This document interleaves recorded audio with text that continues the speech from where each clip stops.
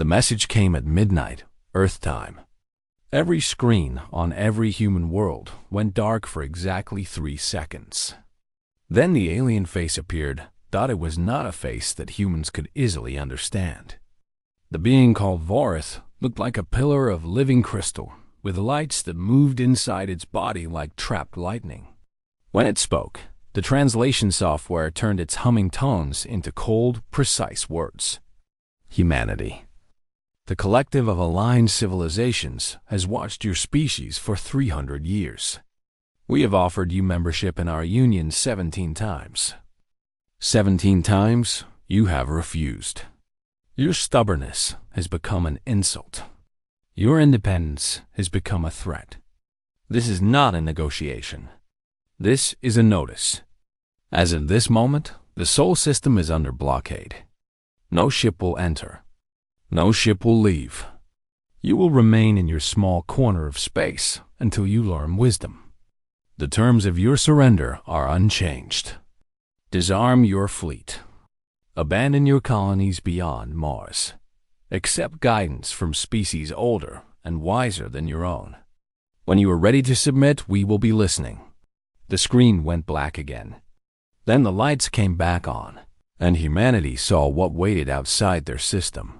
4,000 ships hung in the darkness between stars. They formed a sphere around Sol, so thick that their hulls blotted out the distant galaxies. Each ship was larger than anything humans had ever built. The smallest of them could have swallowed an aircraft carrier.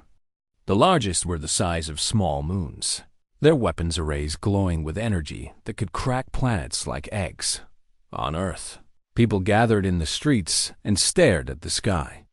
They could not see the blockade with naked eyes, but they knew it was there. They could feel it, like a weight pressing down on their chests. Children asked their parents what was happening. Most parents did not know what to say. On Mars, the colonists sealed their domes and checked their oxygen reserves. On the moons of Jupiter, mining crews stopped their work and waited for orders that did not come. On Titan, on Europa, on the scattered stations throughout the outer system, humans looked at each other and wondered if this was the end. Admiral Yuki Tanaka did not wonder. She had been waiting for this moment for 30 years. She stood on the bridge of the On's Defiance, the flagship of the United Nations Space Fleet. Around her, officers worked at their stations with quiet efficiency. None of them showed fear. They had trained too long and too hard for fear. But Tanaka could see the tension in their shoulders, the tight set of their jaws. They understood what they were facing. They understood the odds. "Status report," Tanaka said. "The blockade is complete," her tactical officer replied. 4,217 vessels confirmed. Mix of battleships, cruisers, and support craft. Shield technology unknown. Weapons capability unknown.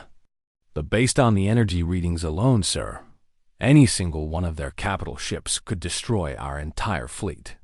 And we have 47 combat-capable vessels in the inner system.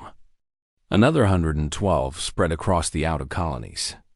Most of those are patrol boats and light frigates. Nothing that could challenge a collective cruiser. Tanaka nodded slowly. She walked to the main view screen and studied the tactical display. The red dots of the alien fleet surrounded the blue glow of Sol like a disease. Her own ships were barely visible, tiny specks of green lost in the vastness. "They expect us to surrender," she said. "Yes, sir. They expect us to look at those numbers and give up." "It would be the logical response, sir." Tanaka smiled. It was not a pleasant smile. The problem with the collective is that they think logic is the only way to understand the universe. They look at us and see a young species, barely out of our cradle, facing an alliance that has ruled the galaxy for 50,000 years. They see our small ships and our primitive weapons. They see our short lives and our limited numbers. They think they know everything about us. She turned to face her crew. Every officer on the bridge was watching her now. "But they don't know us at all." They don't know that humans spent most of their history fighting each other. They don't know that we nearly destroyed ourselves a dozen times before we reached the stars. They don't know about our wars, our famines, our plagues. They don't know that every generation of humans has faced extinction and refused to accept it. Our voice grew harder. They don't know that the worst thing you can do to a human is tell them something is impossible. And they definitely don't know what happens when you back us into a corner. She walked back to her command chair and sat down. Her hands were steady. Her heart was calm. Send a message to all ships. New protocols are in effect immediately. We are not going to fight this blockade. Not yet. We are going to wait. We are going to watch. We are going to learn everything we can about our enemy. And we are going to prepare. Prepare for what, sir?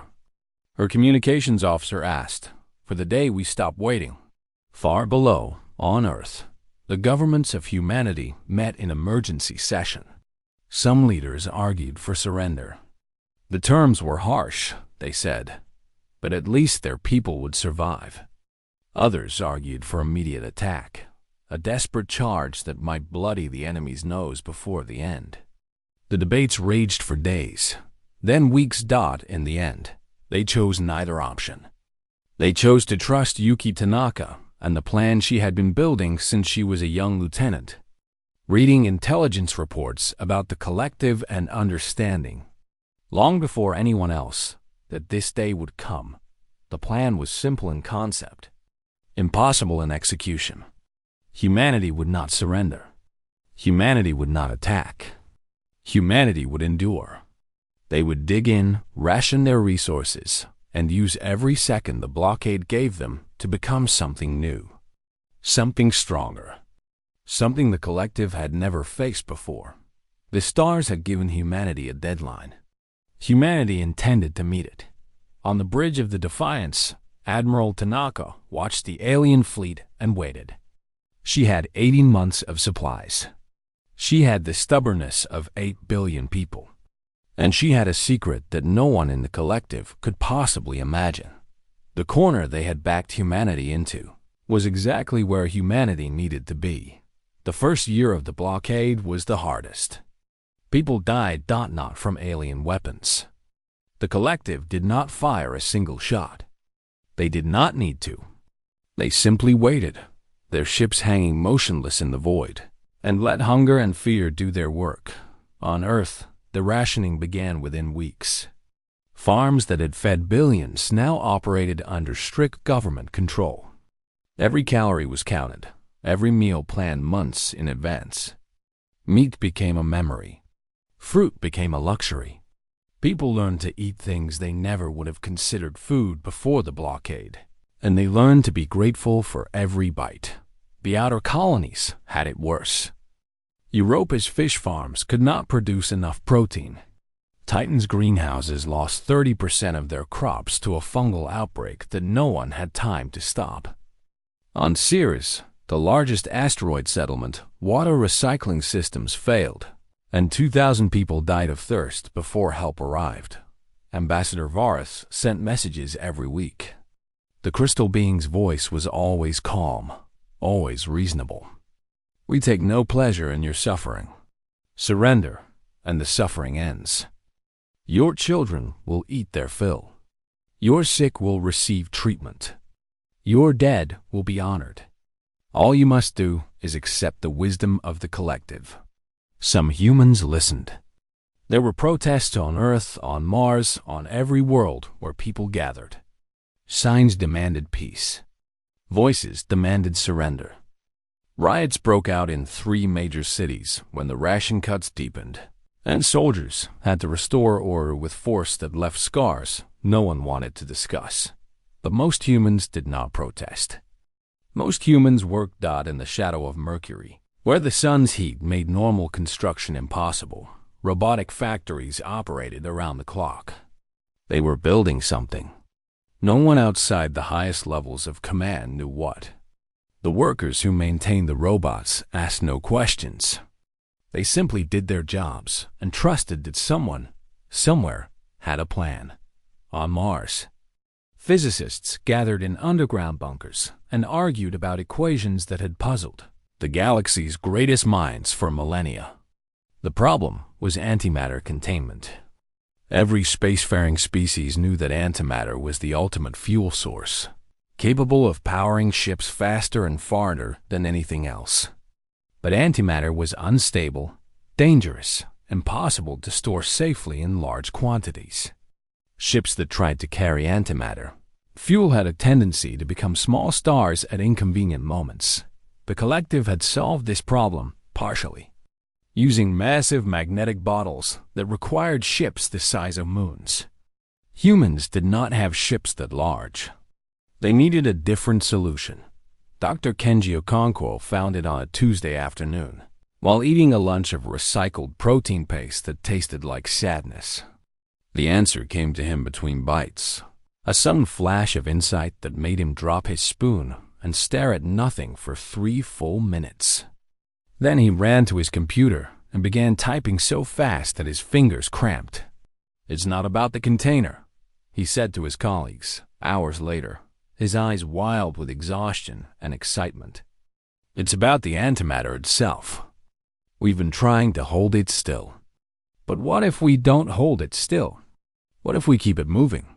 His theory was elegant, simple, and completely untested. It suggested that antimatter could be stored safely in a dynamic state, cycling through a series of magnetic fields in a precise pattern that prevented it from ever touching normal matter. The storage unit would be small enough to fit in a fighter-sized craft. The energy density would be unimaginable. If it worked, the first test destroyed a small moon near Jupiter. The second test destroyed 2 ships and killed 47 people. The third test worked perfectly. Admiral Tanaka received the news in her quarters, 3 years into the blockade. She read the report twice, then walked to her window and looked out at the distant glow of the collective fleet. "You gave us too much time," she said softly. But the antimatter breakthrough was only one piece of the puzzle. There was another project, even more secret. That gave Tanaka her real advantage. It was called Operation Echo. It had begun 6 years before the blockade, when a small human probe had been captured by collective patrol ships. The probe was worthless, a scientific instrument that had drifted too close to collective space. But its capture had given human intelligence services a priceless gift, a sample of collective communication technology. For 3 years, human code breakers had worked on that technology. They had died trying to understand it. Some had gone mad from the mathematical complexity. But in the end, they had succeeded. Humanity could now listen to every message the collective sent. They could read the enemy's mail. The intelligence was stunning. The collective was not the unified civilization it pretended to be. Behind its facade of cooperation, dozens of species competed for power, resources, and prestige. The blockade itself was controversial. Many collective members thought it was a waste of resources, a distraction from more important matters. Some species quietly hoped humanity would escape, just to embarrass their rivals. Most importantly, humanity learned about collective technology. Their shields, their weapons, their ship designs, all of it flowed through their communications networks. Human engineers studied this intelligence and improved upon it. They found weaknesses that the collective itself had never noticed. They developed countermeasures that no enemy had ever faced. At the end of the 5th year, Admiral Tanaka gathered her senior officers. "We're ready," she said. "The fleet is prepared," her tactical officer confirmed. 312 new warships, all equipped with the Okonkwo drives, all armed with weapons that can penetrate collective shields. And the timing? The collective is changing their patrol rotations in 72 hours. There will be a gap in their coverage. Small, but enough. Tanaka smiled. "Then let's send them a message." She drafted it herself, choosing each word with care. When she finished, She ordered broadcast on every frequency the collective used. The message was 2 words long. "We're ready." The collective's response came within minutes. Voreth's crystalline form appeared on every human screen, its internal lights flickering with what might have been anger or amusement or simple confusion. "You claim to be ready," the ambassador said. "Ready for what, exactly? Destruction? Your species numbers 8 billion. Ours numbers 8 trillion. Your fleet, even if it has grown during your isolation, cannot match a fraction of our power. This is not courage. This is suicide. We offer you one final chance. Surrender now, and we will be merciful. Fight, and we will be thorough."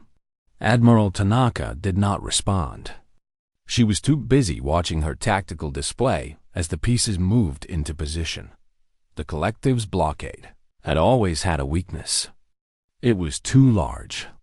4,000 ships sounded impressive, but spreading them around an entire star system meant that each individual ship was isolated, far from immediate support. The collective had relied on their overwhelming technological advantage to make up for this. Any human ship foolish enough to attack would be destroyed long before help was needed. They had not expected 300 human ships to appear from nowhere, emerging from the shadows of asteroids and the craters of dead moons, decloaking in patterns that split their fleet into a dozen separated groups. "All ships, engage," Tanaka ordered. The first collective cruiser died without firing a shot. One moment it was hanging in space, its shields at full power, its crew monitoring the strange energy signatures appearing on their sensors. The next moment, a beam of focused antimatter cut through its hull like a knife through paper. The ship came apart in a bloom of fire, and before its crew could send the distress signal, 3 more ships joined it. Across the system, the same scene repeated. Human ships were small, fast, almost invisible against the background radiation of space. They darted between the massive collective vessels like wolves among cattle, their weapons striking at weak points that collective engineers had never thought to protect. Shields that had held against every known weapon flickered and failed under the antimatter onslaught. Armor that could withstand nuclear blasts melted like wax. The collective fought back. Of course they did. Their weapons were still powerful, their crews still skilled. Human ships died too, caught by lucky shots or swarmed by fighters they could not evade. Captain Sarah Chun of the Un's Vengeance was killed when a collective battleship's main gun caught her vessel mid-turn. Lieutenant Commander David Park died ramming his crippled destroyer into an enemy carrier's engine core. Ensign Maria Santos held her station until the flames reached her, buying time for her crewmates to escape. But for every human ship lost, 10 collective vessels fell. And unlike the collective, humanity was not surprised. Every captain knew the risks. Every crew had volunteered. They were not fighting for survival anymore. They were fighting for something deeper. 3 hours into the battle, the collective's formation collapsed. Their communications were flooded with conflicting orders as different species tried to coordinate a response that should have been planned years ago. Some ships tried to retreat. Others tried to form defensive clusters. A few, crewed by species known for their bravery, charged directly at the human fleet in suicide attacks that accomplished nothing. Admiral Tanaka watched the chaos with quiet satisfaction. This was what 5 years of listening had taught her. The collective was not one enemy. It was dozens of enemies, united only by convenience and held together by the belief that they could never be challenged.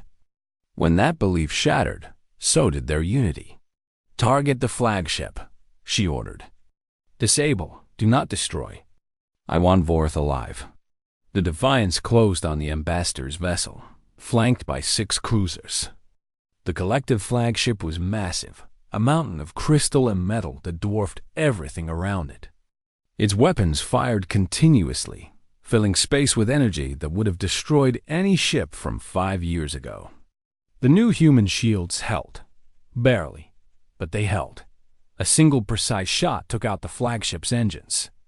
Another disabled its weapons array. A third breached its hull, allowing a boarding party to enter. An hour later, Vorith knelt on the bridge of the Defiance. The Crystal Ambassador was not physically harmed. Tanaka had been very clear about that. But its lights flickered dimly now, their proud glow reduced to something that looked almost like fear. "You cannot win," Vorith said. "Even if you destroy this fleet, there are 100 more. 1,000 more. The collective rules the galaxy. You are one species. One small species on the edge of nowhere. This changes nothing." Tanaka looked at the ambassador for a long moment. Then she walked to the main view screen and activated the tactical display. It showed the entire Sol system. The red dots of the collective fleet were fading, one by one, as ships surrendered or fled or died. The green dots of the human fleet moved among them, accepting surrenders, rescuing survivors, establishing control. "Look at this," Tanaka said. "Really look. 5 years ago, you told us we were small. You told us we were weak. You told us to surrender because fighting was impossible. Do you remember what I thought when I heard your message?" She turned back to face the kneeling ambassador. "I thought, thank you, thank you. You gave us everything we needed. Time to prepare. Motivation to work. Unity we never would have found on our own. Humanity has always needed an enemy to bring out our best. You volunteered." She gestured, and 2 Marines helped the ambassador to its feet. Carefully, respectfully. There was no cruelty in the gesture. Only finality. "We're going to let you go," Tanaka said. "We're going to send you back to the collective with a message. Not a threat. Not a demand. Just a statement of facts. Human ships will go where we choose. Human colonies will grow as we see fit. Any species that tries to blockade us again will learn that what happened today was us being gentle." She smiled. It was not a pleasant smile. "We were gentle today. Remember that." Vorith returned to collective space 30 days later. The journey was longer than it should have been. The ambassador's flagship had been repaired enough to travel, but its engines were damaged, its crew was shaken, and every system had been thoroughly scanned by human engineers. Whatever secrets the ship once held, it held no longer. But the real delay came from the escort. 12 human destroyers followed Vorith to the edge of Sol system, then through the void between stars, then into the heart of collective territory itself. They were small ships, fast and deadly, and they made no aggressive moves. They simply followed, watching, making sure the ambassador arrived safely. The message was clear. Humanity could go where it pleased. The Collective Council met in emergency session on the capital world of Harmony Prime. 300 species sent representatives. They filled a chamber designed to hold thousands with the weight of their combined attention. Holographic displays showed the survivors of the Sol blockade, scattered ships limping home with tales of impossible weapons and impossible courage. Vorith stood before them and told the truth. "We were wrong," the ambassador said. "We thought humanity was a young species, primitive and easily controlled. We thought their defiance was arrogance, their resistance was foolishness, their refusal to surrender was simply a failure to understand their situation. We were wrong about all of it."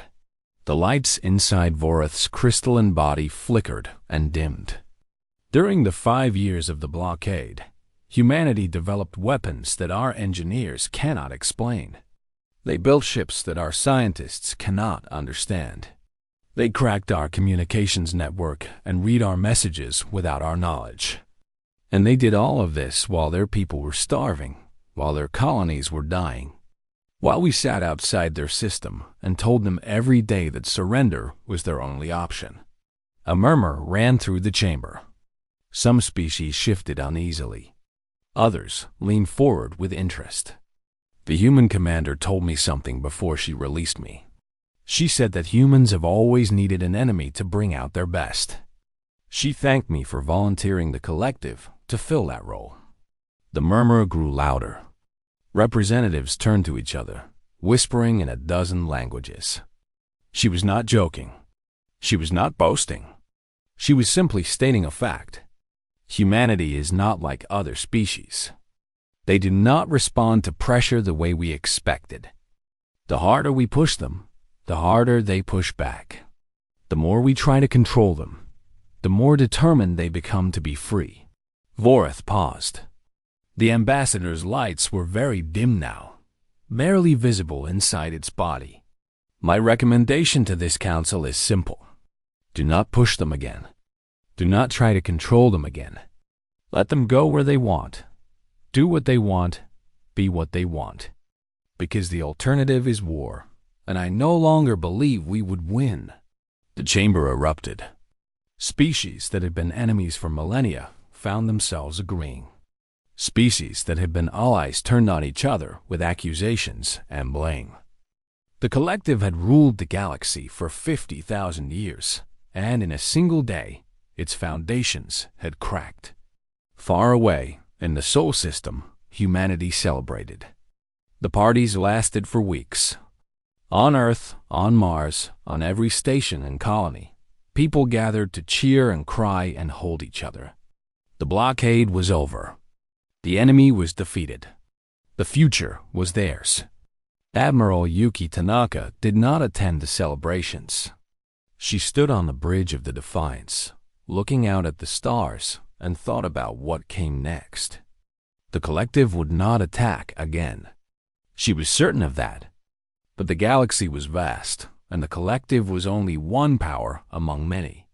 There were other empires, other threats, other species who might look at humanity and see opportunity instead of danger.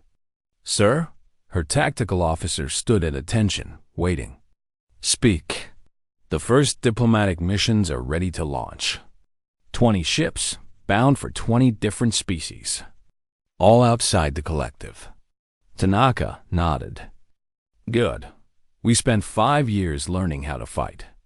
Now we need to learn how to make friends. Some of the crews are nervous, sir. They don't know what kind of reception we'll receive. Tell them the truth. Tell them we don't know either. But tell them that humanity has never been good at staying home, and we're not going to start now. She turned to face her crew. They were tired, all of them. 5 years of preparation, 11 hours of battle, and now the beginning of something none of them had ever imagined.